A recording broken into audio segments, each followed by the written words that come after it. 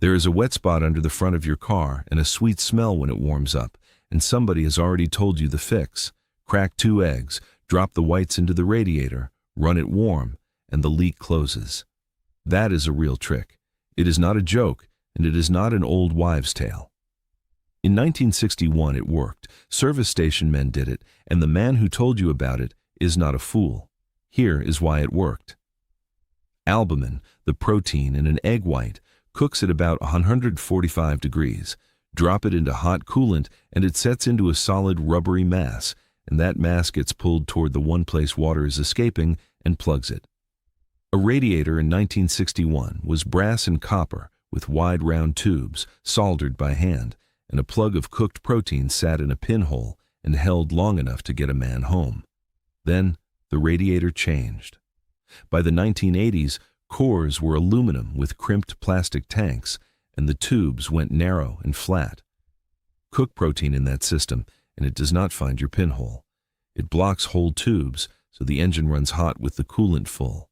It packs into the heater core, which is the tightest passage in the car and a dash-out job, and then it does what any egg left in warm water does. It rots. The trick did not die because anybody buried it. It died because the thing it worked on stopped being built, and nobody told the men still passing it down. I came up in a radiator shop, rotting cores and sweating tanks, and I stayed in the trade 30 years. By the end of this, you will know exactly when the egg still applies, the way we actually found and fixed leaks in that shop, and the one thing you must never pour into a modern engine. Number 19 is the free test that tells you whether your leak is worth $40 or $900, and you already own everything it takes. Number 12 is what men use instead of the egg today, and it causes the same damage for $12 a bottle. And number 1 is free, takes 3 minutes, and it is the reason a Radiator man's own truck never overheated in 30 years. These 25 tricks were never about a carton of eggs. They were about men who understood that a cooling system is a sealed circuit under pressure, and that everything it does wrong, it tells you first, quietly, weeks ahead. Let us count down the 25 forgotten garage tricks 1961 mechanics did to keep a radiator alive. Number 25. When the egg still applies. If you are 30 miles from anywhere in a car with an original brass and copper radiator, and the choice is a plug of protein or a tow, use it. It is a roadside measure and never a repair, and the system gets drained and flushed as soon as you are home. A station man in 1961 used it that way and no other way. It was never a fix. It was a way to finish the trip. Number 24. Knowing which radiator you have. Look at the tanks. Plastic top or side tanks crimped onto a metal core means modern aluminum, and nothing thickening goes in it. Metal tanks with a soldered seam mean brass and copper, and that system is far more forgiving. This takes 10 seconds with the hood up. Every piece of advice about radiators splits at that line, and almost nobody tells you which side you're standing on. Number 23. Reading the overflow bottle first. That translucent jug on the fender is a gauge nobody reads. It has a cold line and a hot line on the side, and where the coolant sits when the engine is stone cold tells you whether the system is losing anything at all. You check it every few weeks in the same conditions. A shopman in 1961 read the level before he opened anything. The bottle is not a spare tank. It is the only running record the system keeps. Number 22. The cap is apart, and it is the cheapest failure here. A pressure cap raises the boiling point of the coolant by about 3 degrees for every pound it holds, so a cap that has lost 2 pounds boils a system that is otherwise perfect. The rubber seal hardens and shrinks in a few seasons. It is a $12 part. A station man in 1961 replaced caps on site. It was not the radiator that boiled over. It was a tired seal that quit holding. Number 21. Never open a hot system. Under pressure, coolant sits well above its boiling point, and cracking that cap drops the pressure instantly and turns the whole works to steam in your face. Scald burns from radiators put men in hospitals every summer. You wait until the upper hose is cool enough to squeeze with a bare hand, then turn the cap slowly to the first stop and let it hiss. It is not impatience that burns a man. It is one turn, 2 minutes early. Number 20. Feeling the hoses cold. Squeeze the upper and lower hose with the engine cold. A good hose is firm and springs back. A hose that feels soft and mushy is delaminating inside, and one that is hard and crackly is glazed and about to split. Both fail on a highway, not in a driveway. A garage man in 1961 squeezed every hose he passed. The hose does not fail without warning. It goes soft first, and nobody touches it. Number 19. The pressure test that names the leak. This is the free one. Any chain parts store lends a cooling system pressure tester at no charge on a deposit.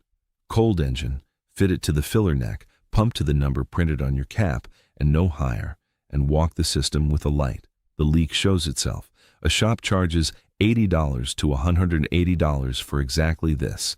The pump costs you a deposit you get back. Number 18. Where a leak always is. You do not search everywhere.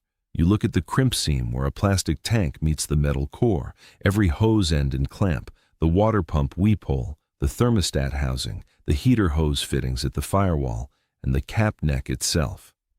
That handful of places is nearly every cooling leak in the country. A Radiator man in 1961 put his hand on it in a minute.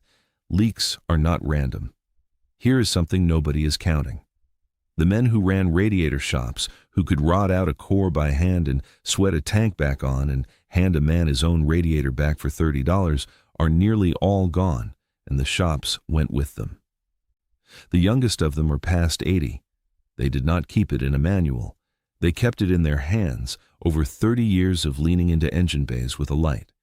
When they go, the shelf at the parts store stays exactly where it always was, and the knowing goes into the ground.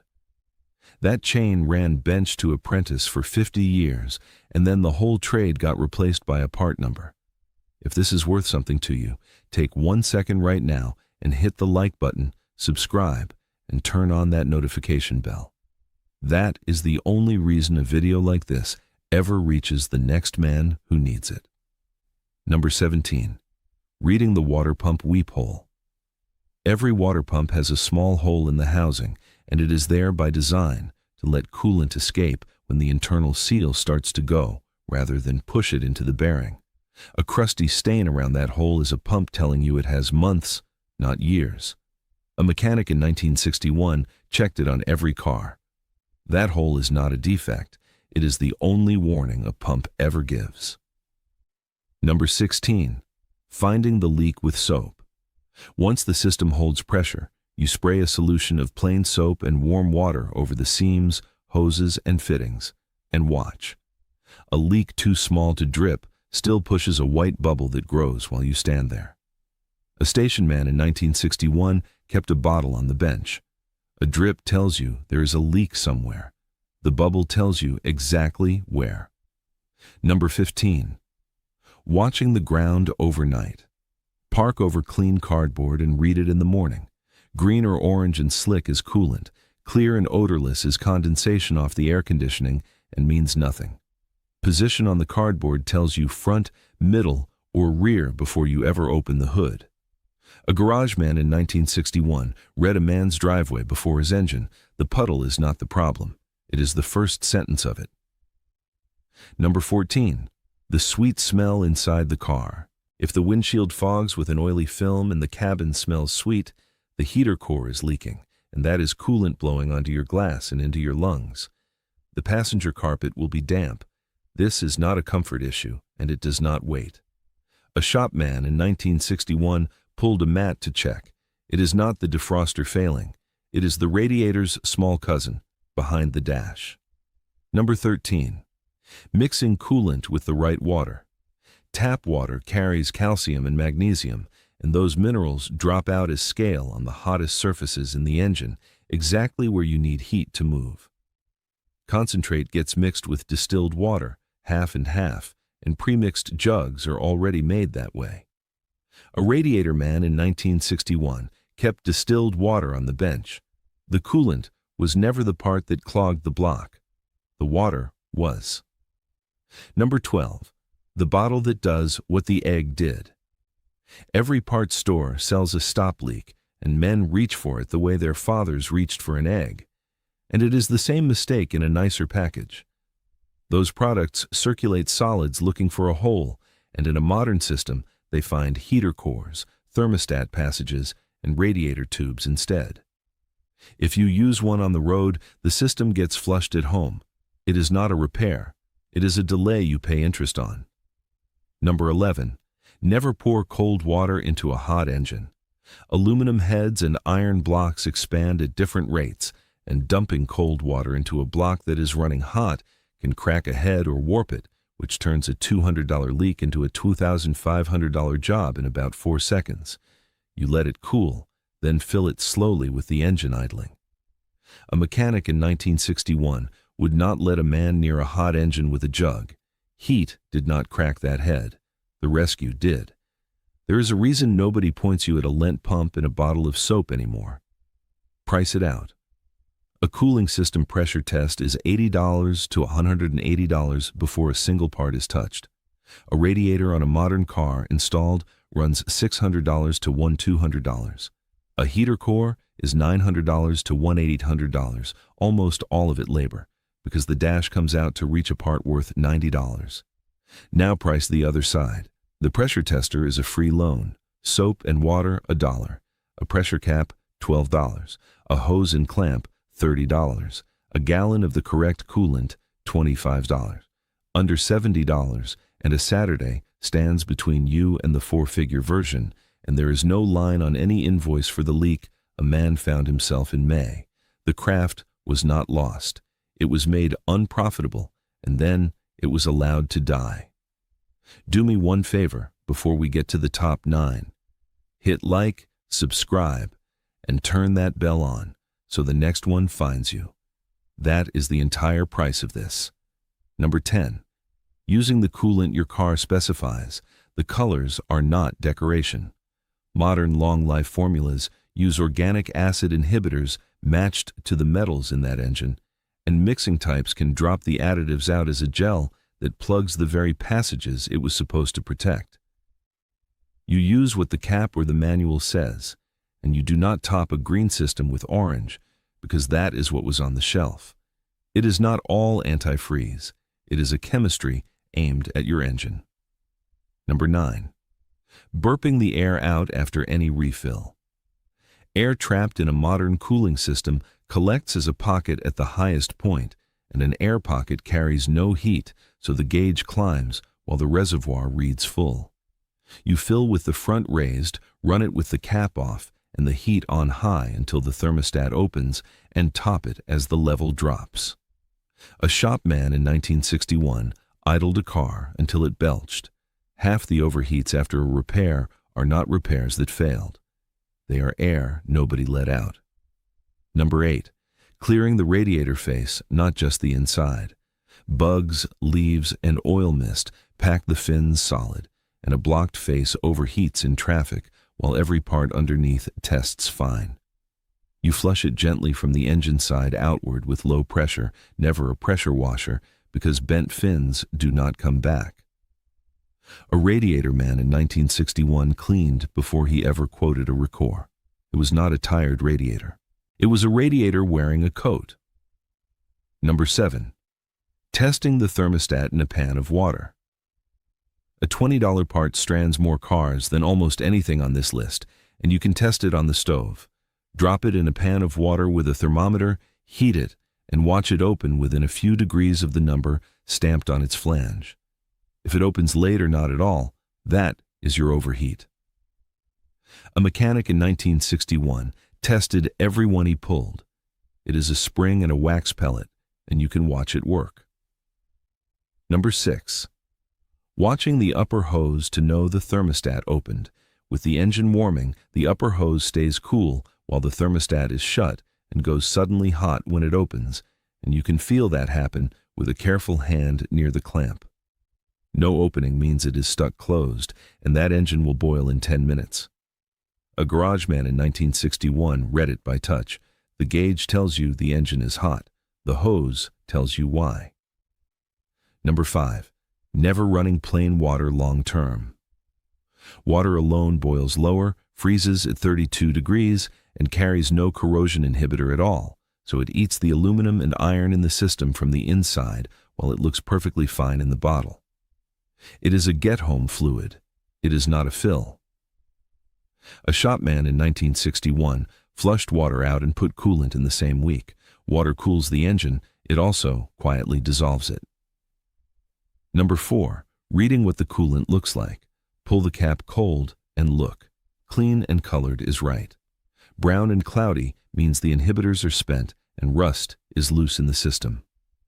Oily film on the surface or a milky brown sludge under the oil cap means oil and coolant are meeting, and that is a head gasket, not a leak.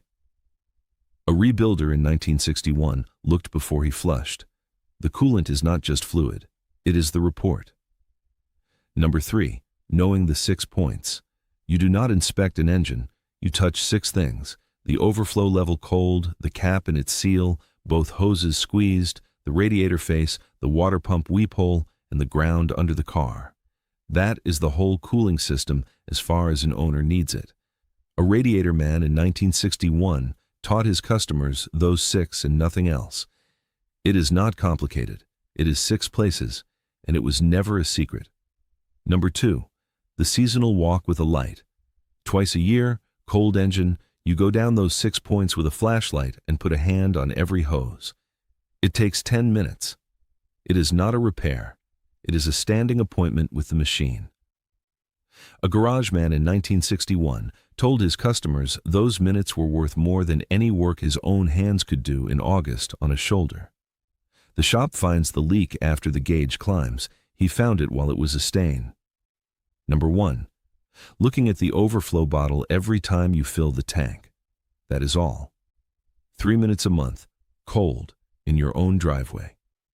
Because every failure in this video announced itself first as a level that dropped a ½ inch and came back down again next month, and nobody was watching, and by the time the gauge moved, the damage was already bought. Your grandfather did this without calling it anything. He called it keeping an eye on it. Number 1 is not a trick. It is the look that makes the other 24 worth knowing. If this was worth your time, hit like, subscribe, and turn on that bell right now. It cost you nothing, and it is the whole reason I get to keep making these. None of this needed a certification, a scan tool, or a subscription to anything. It needed a flashlight, a bottle of soap, a borrowed pump, and a man who understood that a cooling system under pressure will always tell you what is wrong with it before it strands you. That was the default setting in every bay in America. Not confidence handed down from a classroom. Confidence built from having found enough leaks to know they all announced themselves the same way. We did not lose the tools. The pressure tester is on the loaner counter at the parts store, free, right where it always was. We lost the hands that knew the 6 places to point it, and the old man who put his palm on a cold upper hose and said, "Feel that one is going soft. We will do it in the spring. So tell me down in the comments what you are driving, how many miles, and whether the tanks on your radiator are plastic or metal. Go look." That one detail decides half of what applies to your car. I read every one of these. He is gone now, and most of what he knew went with him. But not all of it, because some of it is in this video written down at last. So, this weekend, do not crack an egg and do not buy a bottle. Borrow the pump, mix some soap and water, and make the leak show you where it lives. Next time, I will show you the old shop method for reading a used oil filter cut open on the bench that caught dying engines 4 months before any gauge did. The craft is not dead. It is a free loan and a willing hand away.